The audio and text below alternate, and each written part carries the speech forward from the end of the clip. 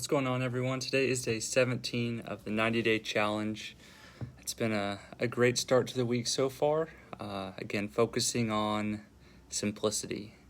Like, how can we take what we're doing and simplify it? Because the key to doing a lot is to be able to do a lot with little time, and you can't do that if you've got all these different processes. Again, simplify. It is always the right answer, is what we're learning. Like, sometimes Ryan, Sam, and I will have a discussion that'll be like 2 or 3 hours long, and we'll have really came up with the answer like initially, right off the bat, but it's so simple that you almost can't believe that would actually be the right answer, and it usually is. Like, the simpler option is usually better. Today I'm answering kind of a specific question that I got about apartment syndication, of what percentage of equity split should you give your investors. My specific rule for equity investors is I won't give away more than 30%. So we'll do a 7% to a 9% preferred return depending on the size of the renovation of the project.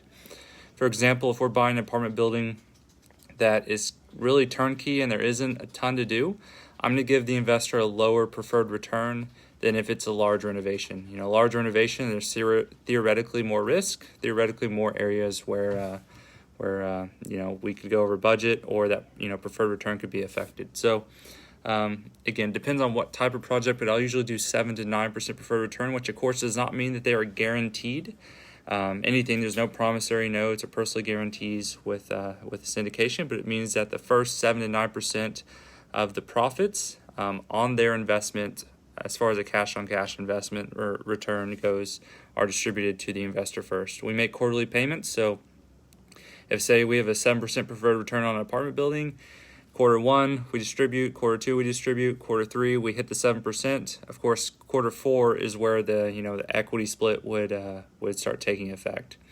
Again, so I only give an investor 30%. My general rule is, at least within Tulsa, if we're having to give away more than 30%, it probably isn't a deal.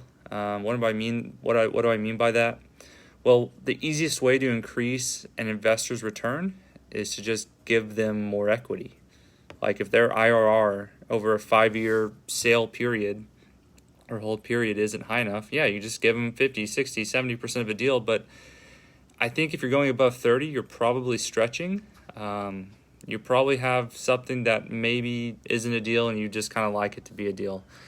And there is a point too, I know there's lots of people out there who give away more than 30% to make their numbers work.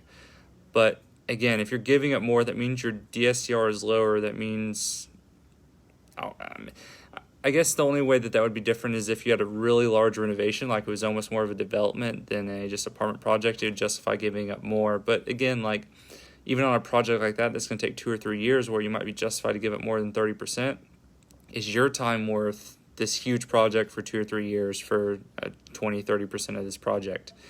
So you got to factor in your time as well. But there is no right answer. I know people that do more. I know people that do less. I know people whose preferred return is lower than 7%. I know people's preferred return that's higher than 12%. So it really just depends on whatever is kind of suits your project. But that's just a general rule that I have. If anybody has any questions about preferred return or generally how you set up a syndication, please feel free to reach out. I'll happily answer any specific questions that I can to the best of my ability. Thanks everybody for watching, and I'll be back tomorrow.